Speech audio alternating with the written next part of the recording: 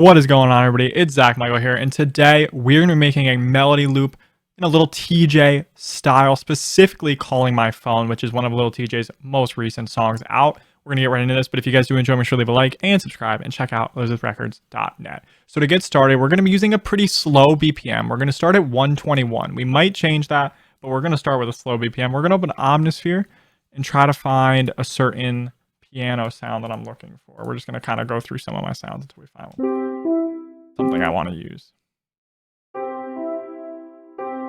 This can work right here. That's going to be our piano. And we're going to pick a scale. We're going to do E minor. We might end up even changing the speed further. But for starters with Lil TJay melodies, he generally uses pianos or guitars. And we're going to go with a piano here because we're doing something in Calling My Phone style. So to get started, we're going to build some little basic chords. But we're just going to do two tone chords. So the third, just the first and the third, there won't be a fifth. Like that's a full chord. We're going to remove the top note, if that makes any more sense. And then here we're going to end up replacing and using the fifth instead of the third. So that's going to be that. Next, we're going to pitch these up here an octave as well.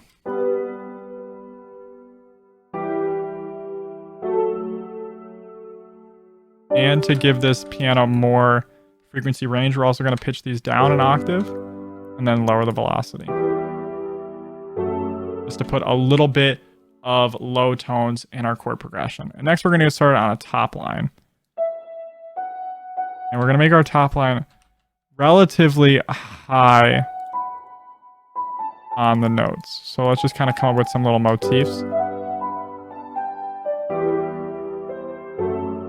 Something like that could work. And then we're going to duplicate it, and we'll probably do some slight modifications.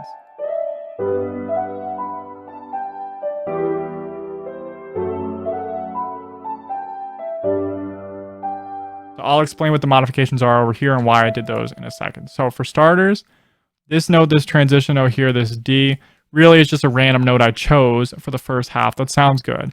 But for this half here, I decided instead of having a hit on D twice, which could work if I want to have some repetition, I'm going to use the note in the scale right before, so it transitions down, which will give it a bit of a sadder sort of tone as far as music theory goes, which is what I'm looking for, because Lil TJay usually raps on very melodic and emotional samples. And then this note here, which is just a transition note into the next chord. In this case, the C and the B technically are transitions, so that's why this is a C.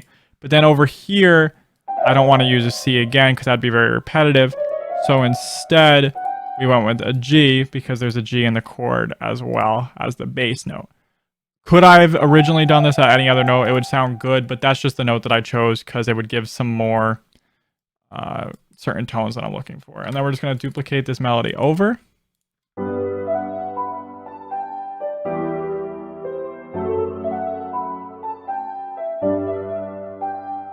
And we're also going to add another note here.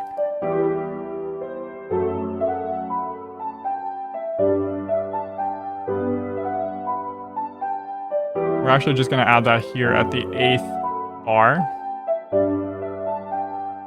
I do it like this. But this is just to give some little variation to the end of the sample. Yeah, just like that.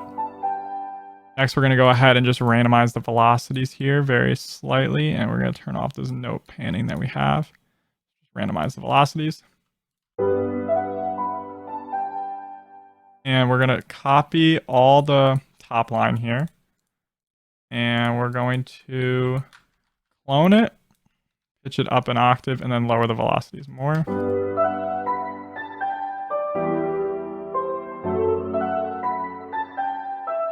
Just like that.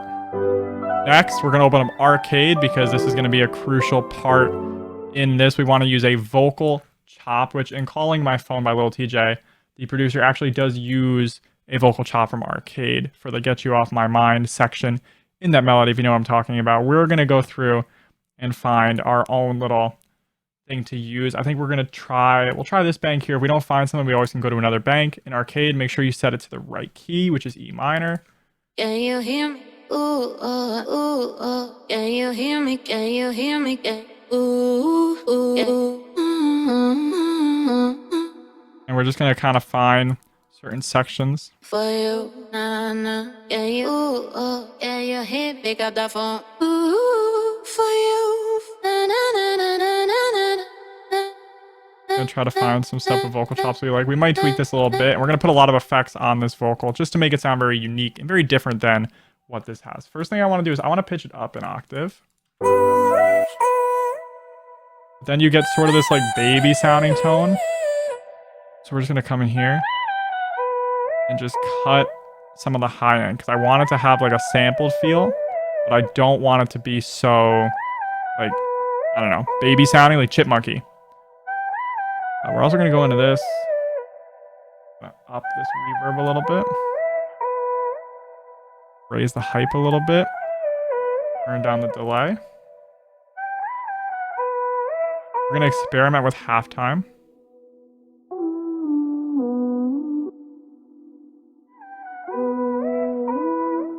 I put that at 50%, just to add a little more complexity to the vocal chop. And then lastly, I'm going to add a 1 knob pumper at 1/2, and then we're just going to put that at 50%. And that's just going to kind of have the vocal fade in and out, make it a little more ambient sounding.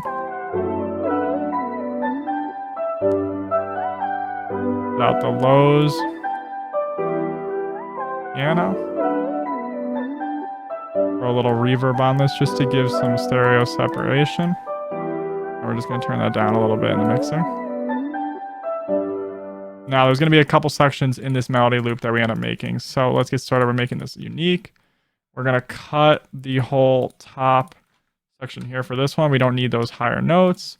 And then there's going to be one even higher than that where we cut all of these and we just have the chords playing.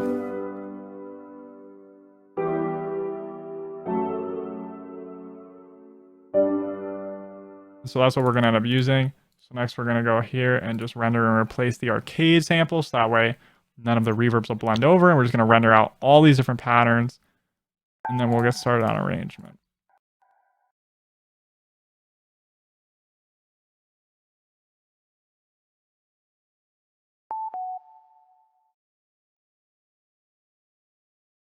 And 121 BPM will work perfectly for what we're doing. It's slow enough, but it's also fast enough that when you add the drums, they'll still be able to create good balance and good movement.